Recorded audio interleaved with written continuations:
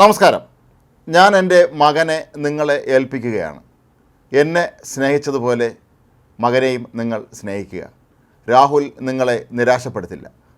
ഇന്നലെ റായ്ബറേലിയിലെ തിരഞ്ഞെടുപ്പ് റാലിയിൽ പങ്കെടുത്തുകൊണ്ട് കോൺഗ്രസ് മുൻ അധ്യക്ഷ സോണിയാഗാന്ധി നടത്തിയ വൈകാരികമായ പ്രസംഗമാണ് ഇപ്പോൾ സമൂഹ മാധ്യമങ്ങളിലൊക്കെ തന്നെ വൈറലായി മാറിയിരിക്കുന്നത്. സോണിയാഗാന്ധി വർഷങ്ങളോളം റായ്ബറേലിയെ പ്രതിനിധീകരിച്ചിരുന്നു.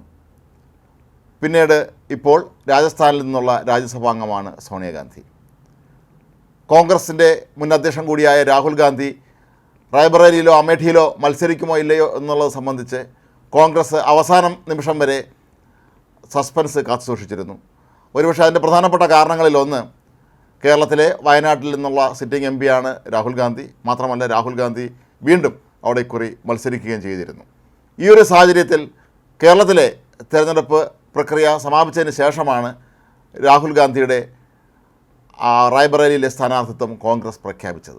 നേരത്തെ പലതവണ രാഹുൽ ഗാന്ധി അമേഠിയിലെ എം പി ആയിരുന്നു. കഴിഞ്ഞ തെരഞ്ഞെടുപ്പിനാണ് 2019 സ്മൃതി ഇറാനിയോട് അദ്ദേഹം പരാജയപ്പെട്ടത്. പക്ഷേ അന്ന് കേരളത്തിൽ കൂടി മത്സരിച്ചിരുന്നത് കൊണ്ട് രാഹുൽ ഗാന്ധിക്ക് പാർലമെൻറ്റിലെത്താൻ കഴിഞ്ഞു. അപ്പോൾ ഏതായാലും ഉത്തർപ്രദേശിൽ നെഹ്റു കുടുംബത്തിനുള്ള സ്വാധീനം നമുക്ക് ഏവർക്കും അറിയാം. പക്ഷേ ഈ കഴിഞ്ഞ വർഷങ്ങളിലൊക്കെ തന്നെ അതിൻ്റെ ശക്തി തീവ്രതയൊക്കെ തന്നെ അങ്ങേയറ്റം കുറഞ്ഞു വന്നു എന്നുള്ളത് നിഷേധിക്കാനാവാത്തൊരു കാര്യമാണ്. ഒരു കാലത്ത് ഉത്തരേന്ത്യയുടെ ഹൃദയഭൂമി എന്നറിയപ്പെട്ടിരുന്ന ഉത്തർപ്രദേശ് ഏറ്റവും അധികം കോൺഗ്രസ് എം പിമാരെ സംഭാവന ചെയ്ത ഒരു സംസ്ഥാനമായിരുന്നു. പക്ഷേ ഇപ്പോഴാകട്ടെ സമാജ്വാദി പാർട്ടി പോലുള്ള ഏതെങ്കിലും ഒരു രാഷ്ട്രീയ കക്ഷിയുടെ കൂടെ നിന്ന് ജയിക്കാനാണ് അവർക്ക് നിയോഗം. കഴിഞ്ഞ ലോക്സഭാ തെരഞ്ഞെടുപ്പിൽ ഉത്തർപ്രദേശിലാകെ കോൺഗ്രസ് ജയിച്ചത് ഒരു സീറ്റിൽ മാത്രമാണ്, റായ്ബറേലിയിൽ സോണിയാഗാന്ധി മാത്രം. അതുകൊണ്ട് തന്നെ ഇക്കുറി കോൺഗ്രസ്സിന് തങ്ങളുടെ നില മെച്ചപ്പെടുത്തേണ്ടതുണ്ട്. അതുകൊണ്ട് തന്നെയായിരിക്കാം സോണിയാഗാന്ധിയെ തന്നെ കളത്തിലിറക്കി ഇത്തരത്തിലുള്ള ഒരു വളരെ വൈകാരികമായ രീതിയിൽ പ്രസംഗം നടത്താൻ കോൺഗ്രസിനെ പ്രേരിപ്പിച്ചത്. സോണിയാഗാന്ധി തൻ്റെ പ്രസംഗത്തിലുടനീളം നെഹ്റു കുടുംബത്തിന് റായ്ബറേലിയുമായുള്ള ബന്ധം വളരെ നേരത്തെ പറഞ്ഞ പോലെ വൈകാരികമായ ഭാഷയിൽ തന്നെയാണ് എടുത്തു പറഞ്ഞത്.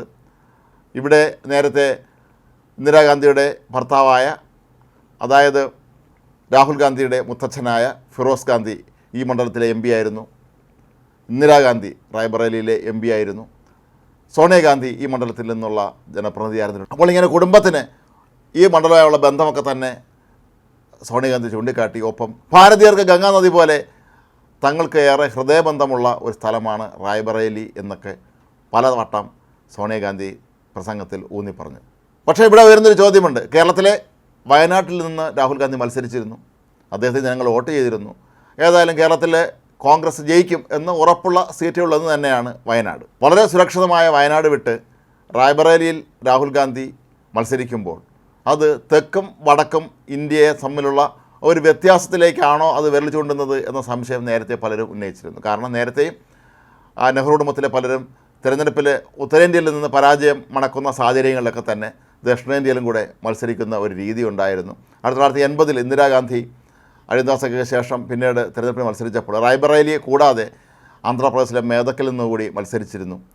സോണിയാഗാന്ധിയും അതുപോലെ റായ്ബറേലിയിൽ നിന്ന് നേരത്തെ മത്സരിക്കുമ്പോൾ ഒപ്പം കർണാടകത്തിൽ നിന്നുകൂടി മത്സരിച്ചിരുന്നു.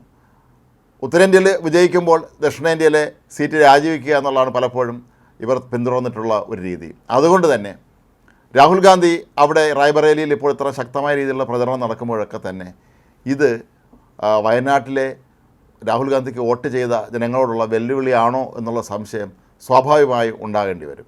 മാത്രവുമല്ല, ഒരുപക്ഷെ വയനാട് മണ്ഡലത്തിൽ രാഹുൽ ഗാന്ധിക്കെതിരെ മത്സരിച്ച ഇടതുമുന്നണിയുടെ സ്ഥാനാർത്ഥിയായ ആനി രാജയൊക്കെ അവിടെ ചെന്ന് രാഹുൽ ഗാന്ധിക്ക് വേണ്ടി തിരഞ്ഞെടുപ്പ് പ്രചരണം നടത്തേണ്ടി വരുമോ എന്നും നമ്മൾ സംശയിക്കേണ്ടതുണ്ട്. കാരണം ഇവരെല്ലാവരും ഉൾപ്പെട്ട ഇന്ത്യ മുന്നണി അതിലൊരു ഘടകകക്ഷിയാണ് CPIയും കോൺഗ്രസും എല്ലാം തന്നെ. ഇന്ത്യ മുന്നണി ഇപ്പോൾ കുറച്ച് പ്രതീക്ഷ വെച്ച് പുലർത്തുന്നുണ്ട്. നേരത്തെ തുടക്കകാലത്തിനേക്കാളും തങ്ങൾക്ക് എന്തെങ്കിലും സീറ്റുകൾ കൂടുതൽ കിട്ടുമെന്നുള്ള പ്രതീക്ഷ വെച്ച് പുലർത്തുന്ന ഈ ഒരു കാലഘട്ടത്തിൽ അവരൊക്കെ അവിടെ ചെന്ന് രാഹുൽ ഗാന്ധിക്ക് വേണ്ടി പ്രവർത്തിക്കേണ്ട ഒരവസ്ഥയിലേക്ക് കാര്യങ്ങൾ കൊണ്ടുവന്നെത്തിയിട്ടുണ്ട്. എങ്കിലും സോണിയാഗാന്ധിയും നെഹ്റു കുടുംബമൊക്കെ തന്നെ ഇത്രയും വൈകാരികമായ രീതിയിൽ അവിടെ ഇടപെടുമ്പോൾ ഒരുപക്ഷെ 2 സീറ്റിലും രാഹുൽ ഗാന്ധി വിജയിച്ചാൽ പിന്നെ അതിൽ അദ്ദേഹം ഏതായിരിക്കും തിരഞ്ഞെടുക്കുക എന്നുള്ളത് ഒരു പ്രസക്തമായ ചോദ്യമാണ്. സ്വാഭാവികമായും അവരുടെ രീതി വെച്ച് റായ്ബറേലി തന്നെ തിരഞ്ഞെടുക്കാനാണ് സാധ്യത. അങ്ങനെയാണെങ്കിൽ വയനാട്ടിൽ ഇനി ആര് മത്സരിക്കും എന്ന ചോദ്യത്തിന് അവിടെ പ്രിയങ്ക ഗാന്ധി തന്നെ മത്സരിക്കാനാണ് സാധ്യത എന്നാണ് പൊതുവെ രാഷ്ട്രീയ കേന്ദ്രങ്ങൾ വിലയിരുത്തുന്നത്. വയനാട്ടിൽ പ്രിയങ്ക ഗാന്ധി മത്സരിച്ചില്ലെങ്കിൽ കേരളത്തിലെ കോൺഗ്രസിൽ ഈ സീറ്റിൻ്റെ പേരിലുള്ള തമ്മിലടിയെക്കുറിച്ച് നമുക്ക് ഊഹിക്കാനേ കഴിയൂ. കാരണം ഇതൊരു വിജയസാധ്യതയുള്ള സീറ്റെന്നുള്ള നിലയിൽ കോൺഗ്രസിലെ പ്രധാനപ്പെട്ട നേതാക്കന്മാരെല്ലാം കൂട്ടത്തോടുകൂടി ഇവിടെ മത്സരിക്കാൻ ഒന്നും തള്ളുമാകും. അതുകൊണ്ട് തന്നെ ഒരുപക്ഷെ 2 സീറ്റിലും ജയിക്കുകയാണെങ്കിൽ രാഹുൽ ഗാന്ധി റായ്ബറേലി തന്നെ തിരഞ്ഞെടുക്കാനാണ് സാധ്യത എന്ന് നമുക്ക് മനസ്സിലാക്കാം. ഏതായാലും സോണിയാഗാന്ധി റായ്ബറേലിയിൽ നേരിട്ടെത്തി ബാറ്റൺ രാഹുൽ ഗാന്ധിക്ക് കൈമാറുന്ന ഈ വളരെ വികാരനിർഭരമായ രംഗം ഇപ്പോൾ സമൂഹ മാധ്യമങ്ങളിലൊക്കെ തന്നെ വൻ തോതിൽ വൈറലാവുകയാണ്. ഒപ്പം പലരും വിമർശനങ്ങളും ഉയർത്തുന്നുണ്ട്. വയനാടിനെ അദ്ദേഹം കൈവിട്ടോ എന്ന്, വയനാട്ടിലെ വോട്ടർമാരുടെ അവസ്ഥ എന്താണ് എന്നും മറ്റും പലരും സംശയങ്ങളും ചോദിക്കുന്നുണ്ടെങ്കിലും നെഹ്റുവിൻ്റെ മതം സംബന്ധിച്ച് ഉത്തർപ്രദേശിൽ നിന്ന് ജയിക്കുക എന്നുള്ളത് അവരെ സംബന്ധിച്ച് അവരുടെ അഭിമാനത്തിൻ്റെ പ്രശ്നം തന്നെയാണ്. ഒരുപക്ഷെ അതുകൊണ്ട് തന്നെയായിരിക്കാം സോണിയാഗാന്ധി തന്നെ നേരിട്ടെത്തി ഇത്തരത്തിലുള്ള ഒരു പ്രസംഗം നടത്താൻ സാഹചര്യവും ഉണ്ടായത്.